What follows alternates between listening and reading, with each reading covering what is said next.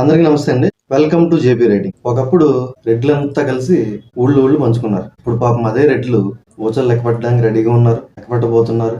కొంతమంది లెక్క పెడుతున్నారో ఏమో కూడా. సో ఏదేమైనా కానీ పాపం జగన్మోహన్ రెడ్డి గారు ఎవరైనా కానీ మన ఫ్యామిలీ మెంబర్స్ కానీ, మన మనుషులకు కానీ, మన ఊరోళ్ళకి కానీ, మన కమ్యూనిటీకి కానీ మనం ఒక చేయగలిగిన పొజిషన్లో ఉంటే ఖచ్చితంగా మన వాళ్ళకి ఏదైనా చేస్తా పోతాం. అది ఎవరైనా ఓకే. అలాగే జగన్మోహన్ రెడ్డి గారు కూడా పాపం లెక్కకు మించి అందరికీ కూడా వాళ్ళ కమ్యూనిటీకి చెందిన పర్సన్స్కి నామినేటెడ్ పదవుల దగ్గర నుంచి, చిన్న పోస్టుల దగ్గర నుంచి పెద్ద పోస్టుల దాకా, టీటీడీ చైర్మన్ వరకు అన్ని ప్రతి దాంట్లో కూడా అసలు వాళ్ళ కమ్యూనిటీతో నింపేశారు ఆయన మొత్తం కీలక పదవులన్నీ. మెయిన్ డబ్బులు సంపాదించుకునేవి, స్కాములు చేయడానికి, అక్రమ సంపాదనకి అవకాశం ఉన్నవన్నీ కూడా వాళ్ళే పాపం ఇటెళ్ళ కాలం భూమి ఉన్నంత వరకు కూడా వాళ్ళే అధికారంలో ఉంటాం, మనకి తిరిగిలేదని భావించి ఎక్కడ ఏది దొరికితే దోచేశారు, స్కామ్లు చేశారు విపరీతంగా. ఇప్పుడు ప్రభుత్వం మారింది, వేరే ప్రభుత్వం, ఇంకా ఒక్కళ్ళొక్కళ్ళుగా ఇరుక్కుపోతున్నారు అందరూ కూడా. దాంట్లో మెయిన్ ఆయన ఫేవర్ చేసినంత వరకు బాగానే ఉంది, కానీ ఆ ఫేవర్ కూడా ఆయన సంపాదించుకుంటూ అందరూ సంపాదించుకోవడం కోసం మేజర్ పార్ట్ అయితే ఆయనదే ఉంటుంది. వీళ్ళదే ఉంది. ఒక 1000 రూపాయలు వస్తే ఇలా 100 రూపాయలు తీసుకున్నాం, లేదా 50 రూపాయలు తీసుకున్నాం, 950 రూపాయలు ఆయనకి పడేస్తారు. ఆయన మరి ఎప్పుడు ఇరుక్కుంటాడో, లాస్ట్లో ఆయన వంతు ఎప్పుడు వస్తుందో తెలియదు, కానీ ఇప్పుడు 1 by 1 స్టార్ట్ అయింది. దాంట్లో మేజర్గా ఆ కమ్యూనిటీ.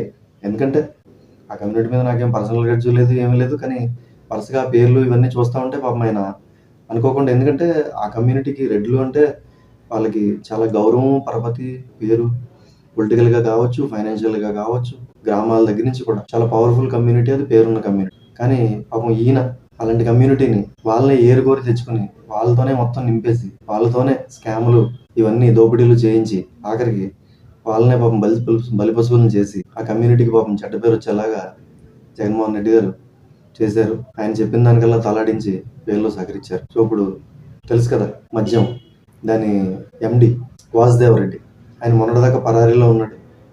ఇప్పుడు బెంగళూరు యలంక జగన్మోహన్ రెడ్డి గారి ప్యాలెస్ దగ్గరలోనే ఏదో హోటల్లో అరెస్ట్ చేశారు మొన్న అని చెప్పి ఆయన్ని న్యూస్ వచ్చింది.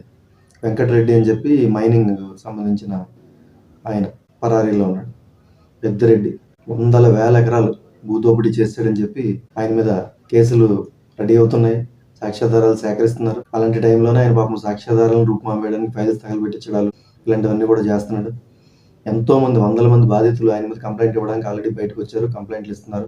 అక్కడ టీటీడీ వైవి సుబ్బారెడ్డి, బొమ్మన కరుణాకర్ రెడ్డి అనమాట, చెవిరెడ్డి భాస్కర్ రెడ్డి వాళ్ళ అబ్బాయిని ఆల్రెడీ నోటీసులు ఏదో ఇచ్చి వదిలేశారు బయటికి వెళ్ళిపోదాం ట్రై చేస్తే. ముఖ్యంగా ఈ లిస్టులో నెక్స్ట్ హైలైట్ కాబోయేది సజ్జల రామకృష్ణ వాళ్ళ అబ్బాయి సజ్జల భార్గవరెడ్డి, ఇంకా పిన్నెల్లి రామకృష్ణారెడ్డి, ఒకటా రెండా, ఇంకా కొన్ని విజయసాయి రెడ్డి, అందరి మీద కూడా ప్రతిదీ కూడా వాళ్ళు అన్ని బయటకు తీస్తున్నారు, మొత్తం రెడీ వస్తున్నాయి.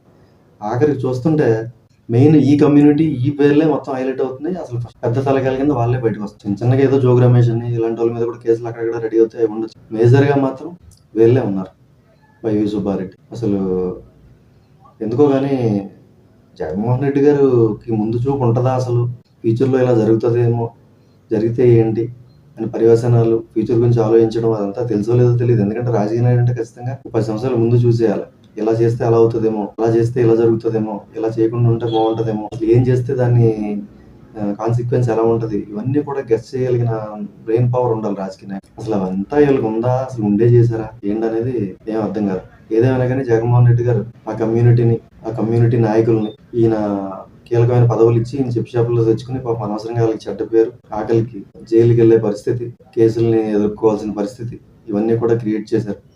ఎందుకంటే స్కాములు చేస్తే ఎప్పటికీ దాగవయి, బయటకు వచ్చేస్తాయి. డబ్బులు కూడా దాచుకుందామన్నా, దోచుకున్న డబ్బు ఎంత దాచుకుందామన్నా దాగదు, ఏదో టైంలో బయటికి రావాల్సిందే. సో ముందు ఇంకా ఎంతమంది రెడ్ల పేర్లు బయటకు వస్తాయి, ఎంతమంది మనుషులు కటకటాలు వెనక్కి వెళ్లాల్సి వస్తుంది ఆ కమ్యూనిటీకి చెందిన వాళ్ళు, చూడాలి. మరి ఉంటాను, బాయ్.